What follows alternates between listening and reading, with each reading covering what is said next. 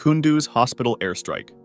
This is one of the most recent ones in the video, as it happened on October 3, 2015. On that day, an American military gunship attacked a hospital in Kunduz, Afghanistan. This was not a military base. It was a trauma center run by the famous aid group Doctors Without Borders. For about 30 minutes, the aircraft circled overhead, firing repeatedly and precisely at the hospital buildings. The gunship fired 211 shells in total. Inside, the scene was a nightmare. Some patients burned alive in their beds because they could not move. Doctors lost their limbs or were decapitated by shrapnel while trying to operate. As people tried to run from the burning buildings to escape, they were shot from the air. By the time the attack ended, at least 42 people were dead, including doctors, nurses, and patients. The hospital had given its exact GPS coordinates to the US military just days before, specifically to prevent something like this from happening. Even while the bombs were falling, hospital staff were frantically calling military officials, begging them to stop, but the strikes continued. After the attack, the American explanation changed several times. First, officials said they were protecting troops on the ground. Then, they claimed the Afghan army had asked for the strike. Finally, the US commander admitted it was a specific decision made by American forces, but called it a tragic mistake caused by human error and broken equipment. Some officials tried to claim that Taliban fighters were hiding in the hospital, using civilians as human shields. Doctors Without Borders flatly denied this, explaining that they had a strict no-weapons policy and that the compound was full of doctors and patients, not soldiers. In the end, President Obama apologized, and the military punished 16 people with administrative discipline, but no one was ever charged with a crime. The Pentagon concluded that because it was an accident, it was not a war crime. The doctors and the United Nations called for an independent investigation, arguing that a military cannot fairly investigate its own actions, but that investigation never happened.